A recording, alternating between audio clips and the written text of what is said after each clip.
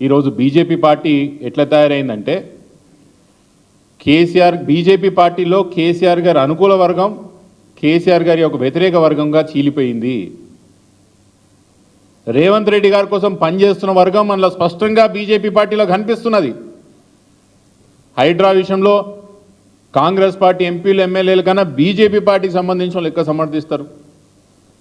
మూసీ విషయంలో ఇప్పుడిప్పుడు ఏదో బయటకు వచ్చేది చెప్తున్నారు, కానీ మొదల్లో మూసీ కూడా అట్లనే సమర్థించే ప్రయత్నం చేసిండ్రు.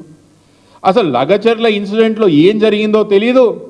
మా ప్రాంత ఎంపీ గారేమో ఇది బీఆర్ఎస్ వాళ్ళే చేసిండ్రని చెప్పి ఆయన ట్వీట్లో పెట్టడం, బీఆర్ఎస్ నాయకులను అరెస్ట్ చేయాలని చెప్పి చెప్పడం, కాంగ్రెస్ వాళ్ళకన్నా ముందే బీజేపీ వాళ్ళు వాదన ఎత్తుకొని ఇది స్పష్టంగా ప్రజలకు అర్థమవుతున్నది. బీజేపీలో ఉన్న నాయకత్వం అంతా కూడా ఈరోజు ఫర్ రేవంత్ ఫర్ కేసీఆర్ అనే ఒక రెండు విధానంలో మొత్తం బీజేపీ పార్టీ కూడా చీలిపోయిందనే విషయం స్పష్టంగా మీకు తెలియజేస్తున్నా. బండి సంజయ్ గారు మేము చెప్పిన 3 విషయాలు మాకు క్లారిటీ చెప్పారు. బీఆర్ఎస్ పార్టీ అంతా విధ్వంసకరమైన పార్టీ అంట, దాన్ని బ్యాన్ చేయాలంట.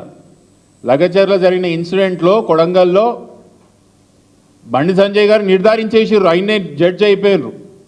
నిర్ధారిస్తూ ఏం చెప్తాడు, ఇది చేపించింది బీఆర్ఎస్ పార్టీయే, దీని వెనకాల ఉన్నది ముమ్మాటికి నరేందర్ రెడ్డి గారే, దాని వెనకాల ఉన్నది కేటీఆర్. కేటీఆర్ అరెస్ట్ చేయకపోతే కాంగ్రెస్ పార్టీ మరియు బీఆర్ఎస్ పార్టీ ఒకటే, మీరు కేటీఆర్ని అరెస్ట్ చేస్తలేరు కాబట్టి కాంగ్రెస్ పార్టీతో బీఆర్ఎస్ పార్టీకి పొత్తున్నదేమో అనే విధంగా బండి సంజయ్ గారు మాట్లాడుకుంటూ వచ్చిండ్రే.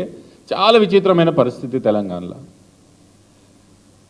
ఒక వ్యక్తిని అరెస్ట్ చేయడం ఒక గవర్నమెంట్ పాలసీగా మారిందంటే తెలంగాణ రాష్ట్రంలో ముఖ్యంగా ఇరు పార్టీకి సంబంధించిన నాయకులు ఉన్నారు. దాంట్లో బీజేపీకి సంబంధించిన కేంద్ర సహాయ మంత్రి బండి సంజయ్ గారు కేటీఆర్ని అరెస్ట్ చేయమనడం, ముఖ్యమంత్రి గారు ప్రతి 2-3 రోజులకు ఒకసారి కేటీఆర్ అరెస్ట్ ఎట్లా చేద్దామని ఆలోచన చేయడం, రాష్ట్రంలో ఉన్న పెద్ద నాయకులు కేంద్ర మంత్రి ఒక ముఖ్యమంత్రి ఇద్దరు కూడా రాష్ట్రానికి ఎట్లా మంచి చేయాలన్న ఆలోచన పక్కన పెట్టి కేటీఆర్ని ఎట్లా అరెస్ట్ చేయాలా అని పెట్టుకున్నారంటే ఎంత నాన్ సీరియస్గా వీళ్ళు వాళ్ళ బాధ్యతలు నిర్వహిస్తున్నారనే విషయం తెలంగాణ రాష్ట్ర ప్రజలు అర్థం చేసుకోవాలా. బండి సంజయ్ గారు నిజంగా మీరు అనుకుంటున్నారు కదా దాంట్లో బీఆర్ఎస్ పార్టీ పాత్ర ఉన్నది, నరేందర్ రెడ్డి గారి పాత్ర ఉన్నది, దాని వెనకాల కేటీఆర్ గారి పాత్ర ఉందని మీరు అంటున్నారు కదా. మీరు భారతదేశ హోంశాఖ సహాయ మంత్రి, మీరు సిబిఐ నుంచి ఎంక్వైరీ చేయిస్తామని రాష్ట్ర ప్రభుత్వాన్ని కోరండి.